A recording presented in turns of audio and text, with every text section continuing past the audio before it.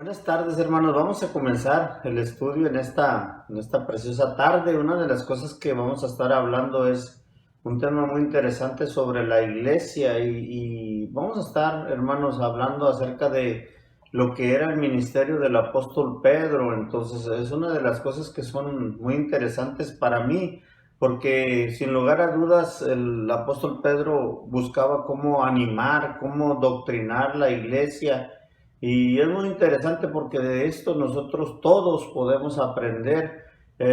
¿Nunca ha oído usted de ese dicho que dice, no dan un peso por él? Bueno, creo que antes de conocer a Jesús, Pedro era un hombre que nadie daba un peso por él. ¿Por qué lo digo? Quizás por su carácter, quizás por la posición económica del apóstol Pedro, tal vez porque no tenía un propósito en su vida, o tal vez porque era muy común y corriente, y no me malinterprete, sino que quiero decir que era igual a muchos en su comunidad. Pero todos sabemos que su vida cambió, hermanos, cuando él conoció al Señor Jesús, cuando Jesús lo encontró, ¿verdad? Su vida dio un giro completo. Sus perspectivas del apóstol Pedro cambiaron y se convirtió en un predicador. Su vida se ligó, por así decirlo, al servicio del Señor Jesús. Y es muy interesante, mis hermanos, esto. Pero para llegar a hacerlo tuvo que pasar, hermanos, pues un buen tiempo, ¿verdad? Hasta que su conocimiento, ¿verdad? De las cosas sagradas que corresponden a nuestro Dios, ¿verdad? Se fue perfeccionando en la mente del apóstol Pedro y entonces él empezó a cambiar su manera de ser. Ahora, déjeme decirle, me interesa mucho este tema porque es la manera en que el apóstol Pedro tiene una relación con la iglesia, ¿verdad? Y su principal motivo, vamos a decirlo así, es animar a la iglesia en medio de los problemas.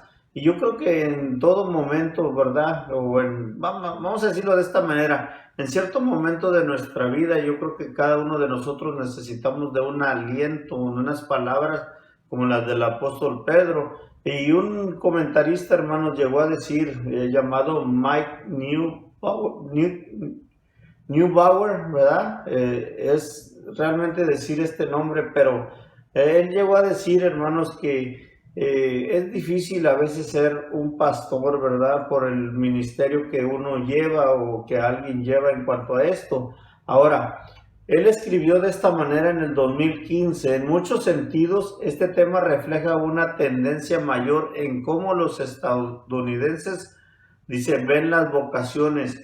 Por lo general, derivamos nuestro valor de lo que hacemos en lugar de lo que somos, por lo que aquello que hacen más son más importantes que los que hacen menos, ¿verdad? Esto es algo en Estados Unidos que dice, para demostrar tu valor en la sociedad debes de presumir continuamente acerca de las dificultades, dice, de tu vocación.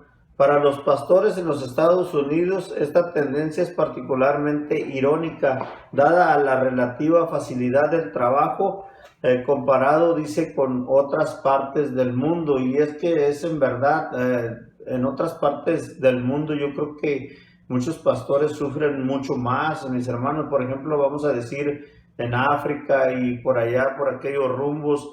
Y recientemente, dice este hombre, recientemente cené con uno de nuestros obispos en el norte de Nigeria, que comentaba que el trabajo de un pastor es difícil y nos contó e instruyó en cómo ministrar a los miembros, dice, cuyas iglesias habían sido quemadas y en cómo orar cuando estaban a punto, dice, de ser ejecutados. Y muchos de nosotros sabemos que, mis hermanos, alrededor del mundo, muchos hombres, ¿verdad?, de Dios mueren a causa del Evangelio, ¿verdad? Entonces, todavía existe esto, mis hermanos. Ahora, es interesante que el apóstol Pedro, hermanos, se interesara por la iglesia, ¿verdad? Pedro doctrina a la iglesia sobre el comportamiento de cada uno, aún déjeme decirle del comportamiento de sus líderes dentro de ella. Y el apóstol Pablo explica a Timoteo de esta manera, que los que aspiran a convertirse en ministros desean una tarea, dice, noble, según lo que dice Primera de Timoteo en el capítulo 3, versículo 1.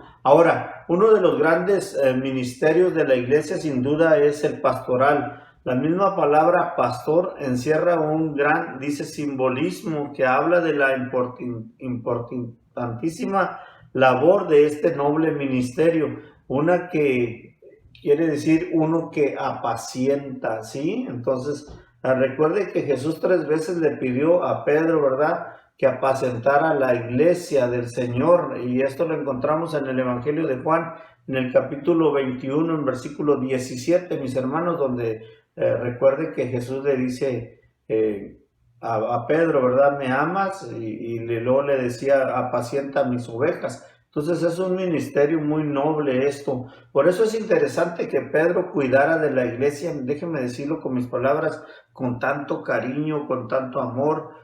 Después de la ascensión del Señor, mis hermanos, la vida de Pedro cambió bastante y él se dedicó mucho, mis hermanos, a lo que es el ministerio en cuanto a la predicación, ¿verdad? Y de cuidar de la iglesia. Ahora, déjeme decirle, la presente es una porción del comentario bíblico sobre la epístola de Primera de Pedro, fue de donde yo lo saqué, y esta página se llama Gracia y Vida, ¿verdad?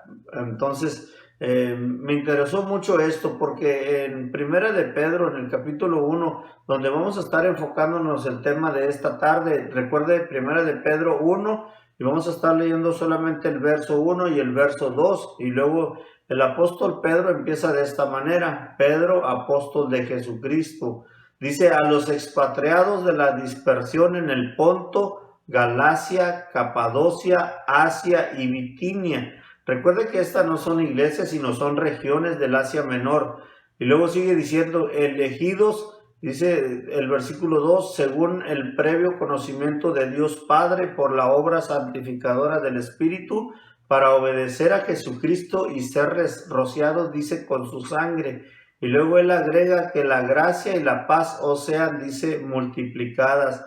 Y mis hermanos, Pedro se aboca a intentar abrir sus ojos a una realidad distinta a la que ellos estaban viviendo, ¿verdad? Recuerde que estaban en plena persecución y dice que eran dispersos. Y en uno de los comentarios que yo estaba leyendo, mis hermanos, no solamente les levantaban farsas, sino que los trataban como algo raro a los cristianos de ese tiempo. Entonces, no solamente era la persecución, sino que era el que ellos no tuvieran compañerismo con las demás personas y los miraban, como dicen en el tiempo actual, los miraban mal. Entonces, Pedro trata de, mis hermanos, de reanimarlos en cuanto a la persecución o la dispersión, dice el apóstol Pedro. Ahora, mis hermanos, déjenme decirles, ya hemos hablado sobre el contexto histórico del cual vivían los destinatarios de esta epístola. Así que muy fácilmente entenderemos que una de las razones fundamentales por la cual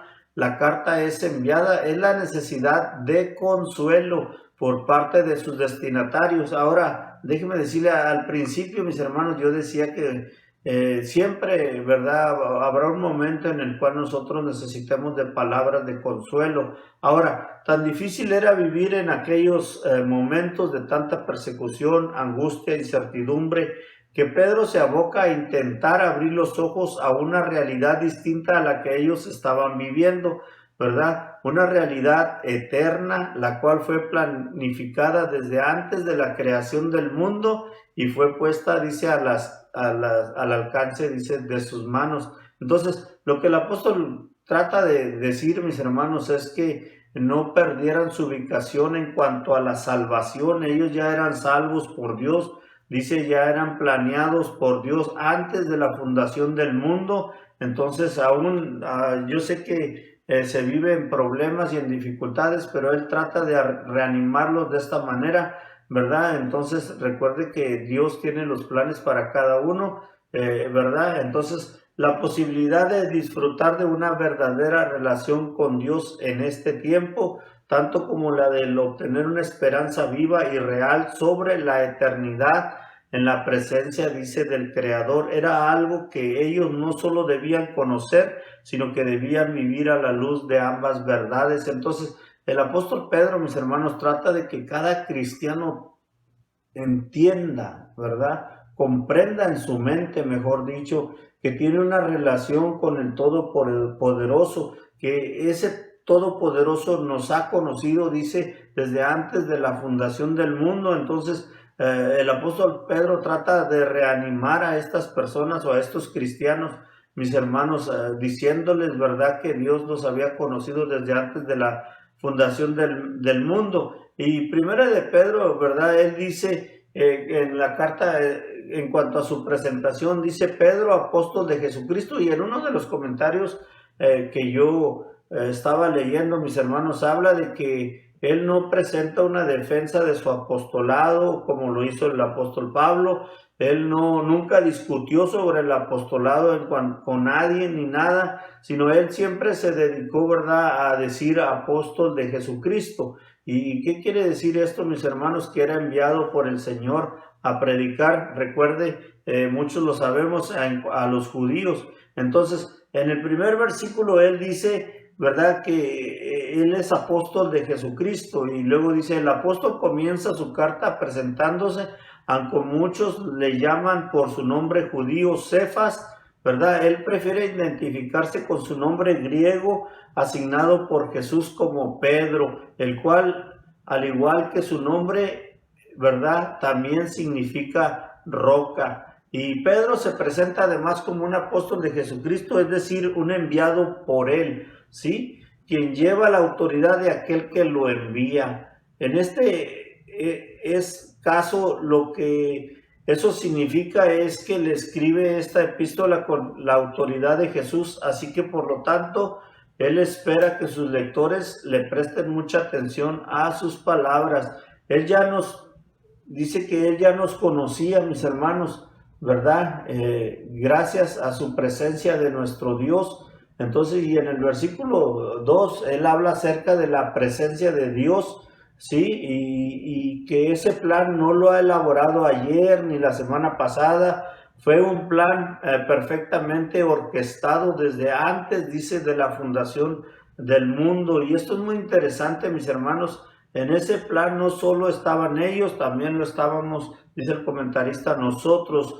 Por tanto, entenderemos que Él ya no nos conocía gracias a su presencia, y que a pesar de saber cuáles serían nuestros errores o cuán pecadores llegaríamos a ser, aún así puso a nuestro alcance la posibilidad, dice, de una relación plena con Él. Y yo creo que esto es lo que mucha gente no puede entender en cuanto a la relación de cada persona con Dios, ¿verdad? Entonces recuerde, muchas veces hemos dicho, mis hermanos, que no es por grupo, no es entre muchos, sino que la relación debe de ser personal entre el ser humano y Dios, ¿verdad? Entonces, por eso el comentarista llega a decir que Dios tiene un plan para cada uno de nosotros. Ahora, la presencia de Dios es ese previo conocimiento que solo Él tiene sobre todas las cosas, ¿sí? Algo realmente bueno que Pedro nos muestra en este texto es que aún sabiéndolo todo sobre nosotros, ¿verdad? Aún dice él, nosotros fuimos elegidos. Y en el versículo 2 dice de esta manera: elegidos según la presencia de Dios Padre en santificación del Espíritu, para obedecer y ser rociados con la sangre de Jesucristo. Gracia y paz sean, dice, multiplicadas. Entonces, lo que el apóstol Pedro le dice a la iglesia, ¿verdad?, dentro de lo que era la persecución y los problemas que ellos tenían, ¿verdad? Este hombre que al principio yo dije que nadie daba un peso con él, ahora se había convertido, mis hermanos, en un predicador, ¿verdad?, muy bueno, y además a alguien que amaba tanto a la iglesia, mis hermanos, que los instruía de esta manera. Y él les dice así, que somos elegidos, ¿sí?, según la presencia de Dios Padre. Ahora, ¿por qué dice fuimos elegidos? Por lo tanto, nadie pudiera decir con verdad que Dios no es capaz de perdonar sus pecados, ya que nadie es tan pecador que Dios no pueda perdonar, ¿verdad? Una verdad muy profunda aquí es que a pesar de quién hemos llegado a ser, todos estamos incluidos, dice, dentro de su plan, hablando del plan de Dios, solo que debemos de ser capaces de aceptarlo como condición de comenzar a vivir, dice, en él. Y una de las cosas, mis hermanos, que estaba yo leyendo acerca de esto, y es cierto, fuimos elegidos por él, Entonces, cuando yo leía acerca de los dispersados, ¿verdad? El apóstol Pedro les trata de doctrinar acerca de esto. Fuimos elegidos por Dios. Entonces, como diciendo, no estás solo, antes de la fundación del mundo, Él te conoció. Entonces, ahora, aunque hay problemas, ¿verdad? Dios va a estar contigo. Y otra de las cosas que habla acerca de este versículo, mis hermanos, es acerca de la Trinidad, ¿verdad? Porque este capítulo 2 dice que no solamente que somos elegidos según la presencia de Dios Padre, ¿verdad? Hablando según la presencia de Dios Padre, recuerde que el apóstol Pedro dijo, ¿verdad? O más bien dicho, da a entender de que desde antes de la fundación del mundo Él ya tenía un plan para cada uno de nosotros. Ahora, déjeme decirle, Él sigue agregando y dice, en santificación del Espíritu, para obedecer y ser rociados con la sangre de Jesucristo. Y cuando habla acerca de esto, mis hermanos, el versículo 2 es muy especial, ya que entre otras virtudes nos habla sobre la salvación, haciendo referencia a la Trinidad. Entonces recuerde que, y yo lo entendí de esta manera, mis hermanos, la Trinidad, hablando de las tres personas, ¿verdad? De Dios, hablando del Padre, Hijo y el Espíritu Santo, las tres, hermanos, trabajan, los tres influyen en nuestra vida, déjeme decirle, para la salvación de nosotros. Entonces, no estoy diciendo que vamos a tener la salvación, no, desde el momento que tú aceptas a Cristo como tu Salvador, tú ya eres salvo, pero empieza una relación con el Padre, con el Hijo y con el Espíritu Santo, y empiezan a influir dentro de tu vida, ¿verdad? El apóstol Pedro dice, para la salvación, lo menciona de esta manera. Ahora, a través de este texto, Pedro muestra que cada persona de la misma verdad, tiene una parte importante en esta obra. En los párrafos que siguen podremos leer un muy pequeño resumen del papel que desempeña cada miembro de la misma en la salvación. Dejaremos de lado, por cierto, muchos otros aspectos respecto de las tres personas que componen la deidad. El principal énfasis, mis hermanos, en esta tarde se hará en la obra del Espíritu y la de Jesús, dando por sentado que todos obran en conformidad y unidos por un mismo propósito, el cual es, dice el comentarista, el cual es nuestra salvación. Entonces recuerde, las tres personas, ¿verdad? Padre, Hijo y Espíritu Santo influyen en nuestra salvación, y ahí tiene mucho que ver también el cuidado, el que el Dios provea. Todo esto influye en cuanto a los que son salvos, mis hermanos. Ahora, el papel de cada persona en la Trinidad, en el plan de la salvación. Hablando del Padre, mis hermanos, Pedro dice que Dios Padre es quien hace el plan. Él elige el hombre y dispone todas las cosas como para que éste tenga la posibilidad de aceptar su propósito.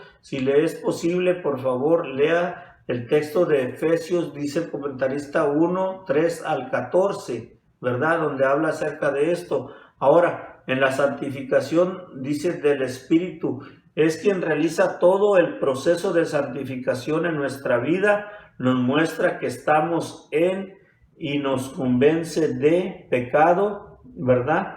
Es también quien realiza el proceso de justificación en el momento, dice, de la conversión. En el inicio de nuestra vida, ¿verdad? Nueva en lo espiritual, Él nos bautiza, Él nos sella, Él comienza desde ese momento a vivir con nosotros. Mis hermanos, estamos hablando acerca de lo que es el Espíritu Santo. Ahora, recuerde, luego se pone a trabajar en nuestro espíritu, en el nuevo hombre de nosotros, ayudándonos a creer e intercediendo por nosotros. Además de todo esto, nos da inclusive la convicción, dice, de ser, ¿verdad?, hijos de Dios. Ahora, cuando habla la palabra convicción, hermanos, habla acerca de que cada cristiano debe de tener la certeza, ¿verdad?, de la salvación.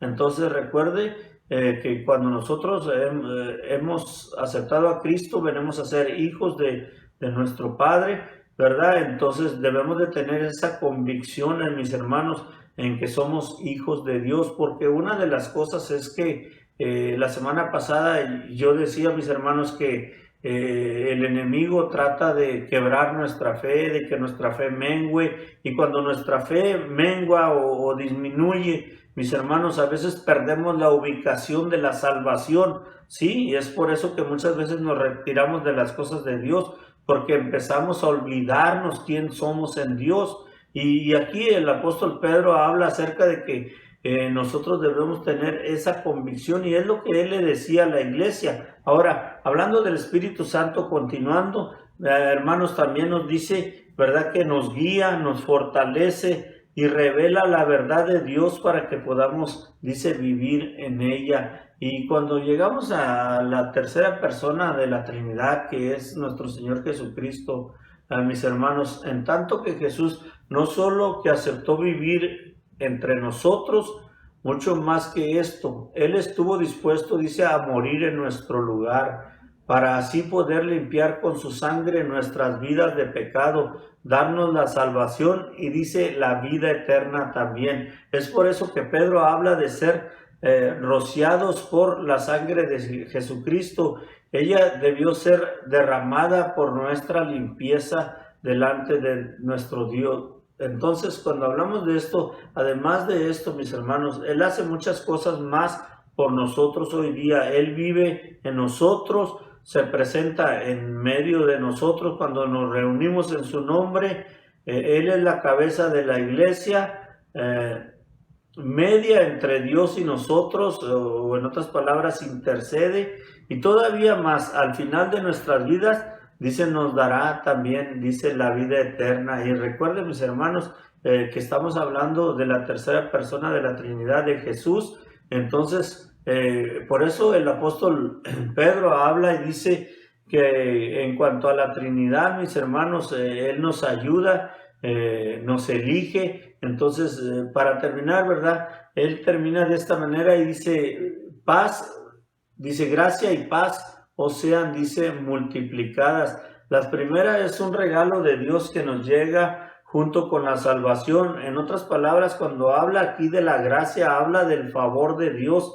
Entonces, mis hermanos, ¿cómo podría la gente sentirse triste? Y es lo que el apóstol Pedro les quiere decir, o desconsolados, si él les dice que el favor de Dios está con ellos. Y déjeme decirle, no solamente con los que estaban, ¿verdad?, dispersos en el Asia Menor, sino también está con nosotros. Esa gracia, ese favor de Dios está con nosotros, y Él nos ayuda a diario de esa manera. Y luego Él dice, y pasos sean multiplicadas. ¿Qué quiere decir esto, mis hermanos, cuando habla de paz? Entonces, la segunda es un estado de felicidad mental que también proviene de Él. La segunda, dice, es consecuencia, dice, de la primera. Entonces, dentro de lo que son los favores de Dios, dice el apóstol Pedro, también llega esa salud mental, llega esa tranquilidad. Y es lo que Pedro le quiere decir a los dispersos, mis hermanos, en el Asia Menor, ¿verdad? Gracia y paz, ¿verdad?, sean con todos vosotros y sean multiplicadas. Él agrega esto.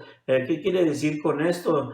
Mis hermanos, cuando el cristiano vive con el favor de Dios, es bien bendecido. Cuando vive, mis hermanos, con esa paz, y mucha gente lo ha dicho de esta manera, la paz que Dios da no se compra con nada, es algo que el Señor te da, ¿verdad? Como porque eres su hijo, entonces, y Él es tu Padre. Entonces, cuando hablamos de esto, cuando Él da paz y tranquilidad a nuestra mente, hermanos, déjenme decirlo de esta manera, pues seremos muy felices, mis hermanos. Entonces, cuando el apóstol el Pedro habla acerca de esto, mis hermanos, él dice, elegidos según la presencia de Dios, en santificación del Espíritu, para obedecer y ser rociados de la sangre de Jesucristo. Y me llama mucho la atención estas palabras del apóstol Pedro, porque, mis hermanos, él habla la presencia de Dios Padre. ¿Dónde está la presencia de Dios Padre? La presencia de Dios Padre está en todas partes. Cuando habla acerca de la santificación del Espíritu, el Espíritu nos lleva a que nosotros podamos vivir conforme a ser agradables a nuestro Dios. Por eso habla en santificación del Espíritu, dice, para obedecer, agrega el apóstol Pedro, y ser rociados, dice, en la sangre, dice, de Jesucristo, y esa sangre, hermanos, nos limpia. Primera de Juan 1:9 habla acerca de que si nosotros confesamos nuestros pecados, dice, Él es fiel y justo para limpiarnos, ¿verdad? Limpiarnos de toda nuestra maldad, y eso es lo que Juan dice, pero Pedro aquí habla, hermanos, y dice, para ser rociados, dice, con la sangre de Jesucristo. Y si, déjeme decirle, si cada uno de nosotros somos rociados, dice, con la sangre de Jesucristo, ¿verdad? Como hijos de Dios somos bendecidos, porque nada hay que pueda, mis hermanos, quitar, derrotar, eliminar la sangre de Cristo. ¿Sabe por qué? Porque aún la Biblia, hermanos, y aún a veces lo cantamos, de verdad, nosotros sabemos que la sangre de Cristo tiene poder, ¿sí? Tiene poder para limpiarnos, para presentarnos delante del Señor. Por eso fue ese sacrificio en la cruz por cada uno de nosotros. Y por eso, mis hermanos, ya para terminar con esto, ¿verdad? Recuerde que nosotros fuimos elegidos antes de la fundación del mundo. Estamos hablando de lo que Pedro habla a la iglesia, y él empieza su carta de esta manera, ¿verdad? A los dispersados, él dice, ¿verdad? En el Ponto, por allá. Entonces, cuando estamos hablando de esto, mis hermanos, él está hablando, ¿verdad?, acerca de que nosotros debemos de estar conscientes de que nuestro Dios está con cada uno de nosotros. Y por eso, mis hermanos, de esa manera yo quiero terminar este estudio, ¿verdad? Y espero que sea de bendición para cada uno de los que nos están oyendo. Y recuerden, mis hermanos, que el Señor está con nosotros. Entonces, si Pedro le escribía esta carta a los dispersados, ¿verdad? Esa carta no está dirigida especialmente para una iglesia, sino recuerde que esa carta está dirigida, mis hermanos, para todos los cristianos. Entonces, por eso lo quiero repetir nuevamente, ¿verdad? Donde dice de esta manera, mis hermanos, dice a los expatriados de la dispersión en el Ponto, Galacia, Capadocia, Asia y Bitinia, elegidos según el previo conocimiento de Dios Padre por la obra santificadora del Espíritu, para obedecer a Jesucristo y ser rociados por su sangre. Y luego él agrega que la gracia y la paz, dice, o sean multiplicadas. Y esos son los deseos de cada uno de nosotros, mis hermanos, que la gracia y la paz de nuestro Dios sean con cada uno de nosotros a diario. Recuerde, estamos hablando del favor, mis hermanos, y de la paz que solamente nuestro Dios nos puede dar aún en medio de los problemas. Pedro se lo escribía a ellos, pero también nos sirve para nosotros. Entonces recuerde, esto es para la iglesia. Por eso, mis hermanos, le doy las gracias en esta tarde por haber puesto, ¿verdad?, su atención. Es un tema un poquito difícil, déjenme decirlo de esta manera, pero no es imposible porque tenemos la guianza del Espíritu de Dios. Entonces, de esa manera estamos terminando. Vamos a orar a nuestro Dios y después seremos despedidos. Amén. Vamos a orar. Gracias te damos, Padre, por el estudio de tu palabra, y ayúdanos, Señor, a poder entender este tema, Padre, en el cual Pedro le habla a la iglesia dispersa, Señor, para que en medio de su sufrimiento ellos puedan tener esa ubicación en cuanto a la salvación que es en Cristo Jesús. Por eso, Padre, en esta hora, si hay alguien que está padeciendo problemas o necesidades, oramos, Padre, para que si Él te conoce, Señor, esa persona te conoce, pueda tener esa ubicación, Señor, en cuanto al conocimiento, Padre, de que tú estás con Él. Por eso en esta hora oramos y te damos gracias por el estudio de tu palabra. Bendícenos y bendice a cada uno de los oyentes, pues, Padre, así oramos hacia ti, en ese nombre que es sobre todo nombre, Cristo Jesús, nuestro amado Salvador. Amén. Dios les bendiga, mis hermanos. Les esperamos el próximo miércoles, ¿ok?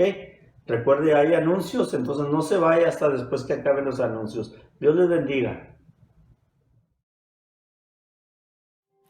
Dios, soy yo otra vez, y me pregunto si es verdad que tú me oyes. Lo siento otra vez, me paraliza el temor, me dice que solo estoy. ya sé, no debo preocuparme. Conoces mi principio y mi final. Y confío, Dios, tus tiempos son perfectos. Y esto no es mi final. Confiaré en tus promesas.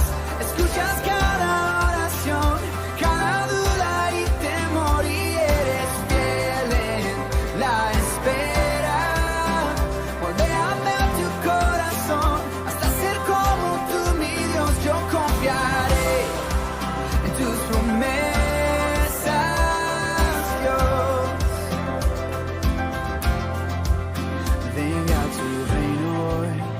Restaura mi familia, en ella sé el centro. Haz tu voluntad, si mi futuro muerto está, devuélveme a la vida.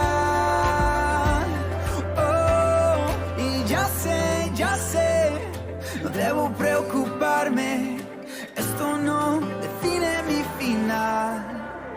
Confiaré.